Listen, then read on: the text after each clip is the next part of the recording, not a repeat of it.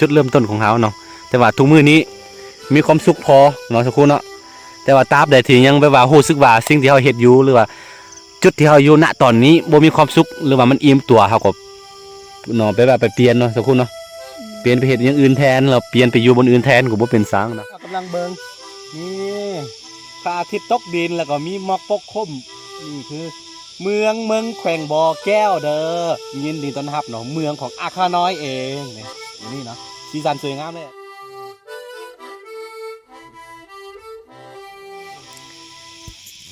สบายดีทุกคนเด้อยินดีต้อนรับเข้าสู่ช่องอาคาน้อยนี่คือบรรยากาศแรงๆเนาะตอนนี้เฮามาเฮ็ดหยังสักครูมาลงคีเอาจับในท่าสักครูเฮาสิให้เบิ่งพี่แม่ความสวยงามอะโลพระอาทิตย์กำลังจะตกดินบอนที่มีหมอกหลายๆหันจะเป็นเมืองเด้อเมืองเนาะนี่แหละเฮามาขึ้นมาจุดนี้จึงมีสัญญาณเฮาเสียดายบรรยากาศว่ามันงามอีหลีก็เลยว่าไทยให้ทุกคนได้เบิ่งกันแบบนี้สวยงามพดฮัลโหลไม่เห็นจะงามปานนี้สักครู่เนาะนี่เฮาขึ้นมาลงคลิปเพราะว่าส่วนของเฮาใส่สักครู่บอกดูส่วนของเฮาต้องได้ขึ้นไปพูนเนาะมันมีภูเขาบางเด้ก็เลยว่าบ่มีสัญญาณนะฮัลโหลสักครู่เป็นได้จักเปอร์เซ็นต์เนาะให้เบิ่งดู นี่มาลงคลิปแบบนี้เห็นป่ะ64%โอ้ยังต้องใส่เวลาหลายนาทีอยู่ทำไมงามอย่างนี้พี่น้องเอ้ยไม่อยากจะพันลานาเลยหาเห็นเนาะเมื่อกี้ตอนไม่อยากเกาะตะเวนยังอยู่เทิงพี่ลืมถ่ายไว้โอ้ผมเป็นลืมถ่ายแล้วครับผมได้สังเกตเบิ้งเนาะมันงามแบบนี้นะกำลังลงคลิปอยู่นะโลสวยสีสันสวยงามพี่น้องเอ้ยเสียดายก็เลยว่าถ่ายให้ทุกคนได้เบิ้งกัน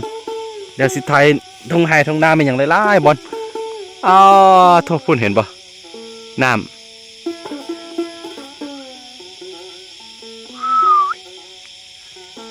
งามอีหลีพี่นะ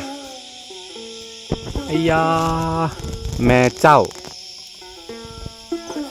นี่หันเมืองเด้อบนหมอกตกข้างอยู่เนาะบนน้ำหมอกปกคลุมเป็นเมืองอ้าวสักครู่อ้าวโลแม่สาวน้อย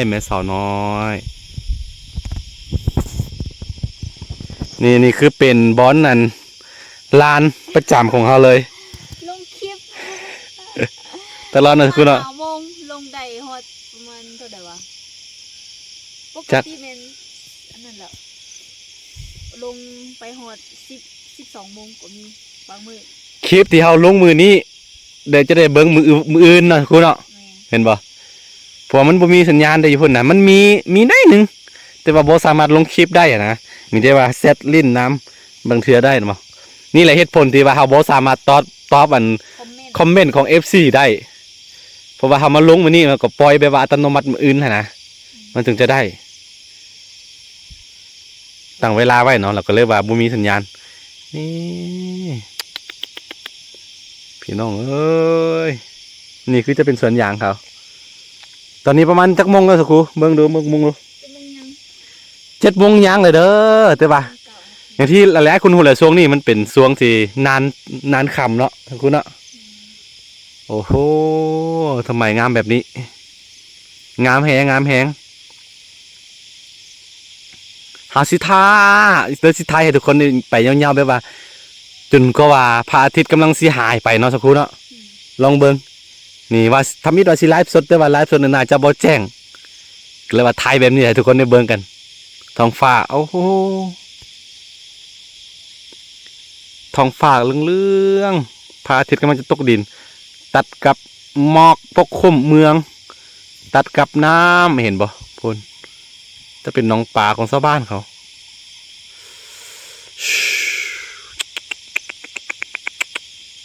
ตัดกับต้นไม้ใบหญ้าโอ้โห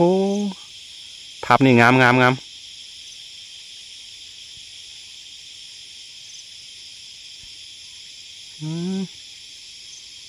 บ่หายเถอะเนาะ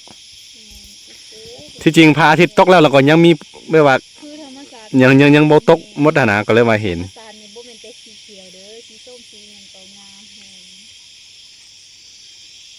บรรยายอย่างครูธรรมศาสตร์นะมันบ่แม่นแต่สีเขียวที่งาม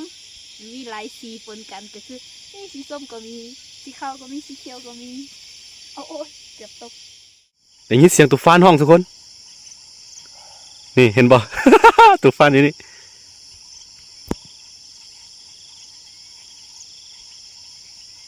เอานี่ได้ยินบ่อยู่ใกล้ๆน้องปลาเขานี่โอ้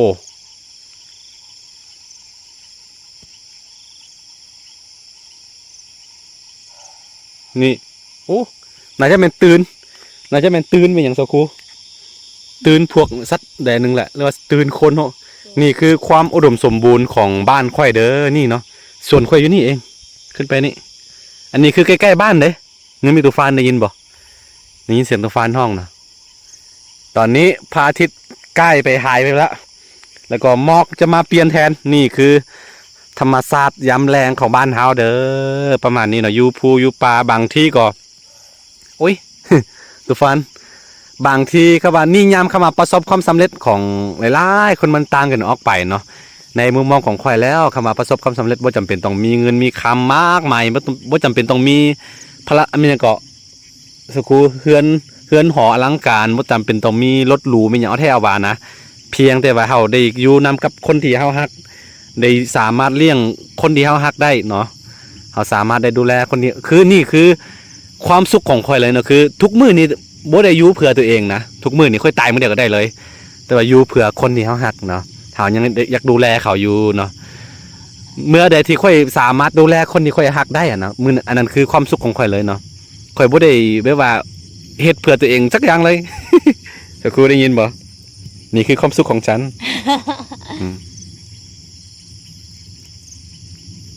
นี่มันงามเกินไปก็เลยว่าท้ายให้ FC ทุกคนได้เบิ่งกันนี่แหละทุกคนใช้ชีวิตไปในแบบที่เฮาเป็นนี่แหละบ่ต้องไปแข่งขันกับไผ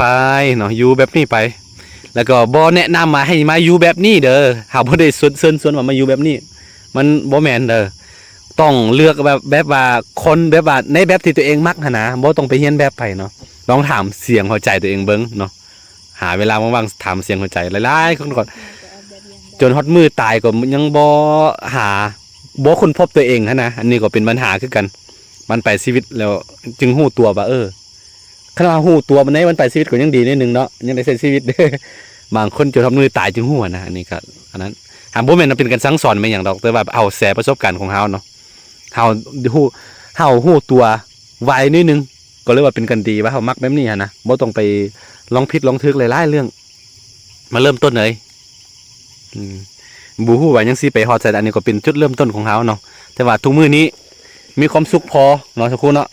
แต่ว่าตราบใดที่ยังแบบว่ารู้สึกว่าสิ่งที่เฮาเฮ็ดอยู่หรือว่าจุดที่เฮาอยู่ณตอนนี้บ่มีความสุขหรือว่ามันอิ่มตัวเฮาก็เนาะไปเปลี่ยนเนาะสักคนเนาะเปลี่ยนไปเฮ็ดอย่างอื่นแทนแล้วเปลี่ยนไปอยู่บนอื่นแทนก็บ่เป็นสังเนาะเฮาก็ความสามารถเฮาก็พอมีเนาะพอไปอยู่ในบ่ว่าไปอยู่ในเมืองแล้วบ่ไปอยู่ไสก็พอแบบว่าสามารถเอาตัวรอดได้อยู่หั่นนะเฮาก็พอมีอยู่พอมีความรู้เล็กๆน้อยๆปูๆปลาๆพอได้เฮ็ดมาอยู่หั่นนะแต่ว่าทุกมื้อนี้เฮาอยู่แบบนี้มีความสุขอยู่แล้วเนาะสักคนเนาะมือใดที่เฮาอย่างที่บอกไปแหละมือใดที่อิ่มตัวหรือว่ามือใดที่เฮายังบ่มือใดที่แบบว่า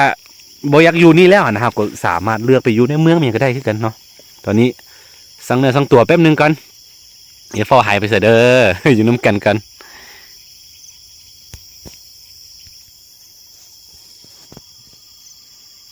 ตอนนี้มืดแล้วทุกคนแต่ว่าเฮาใต้ไฟนี่เฮาถ่ายแบบนี้คือว่าแจ้งๆแล้วที่จริงมืดเลยเด้อ นี่เห็นบ่สักครู่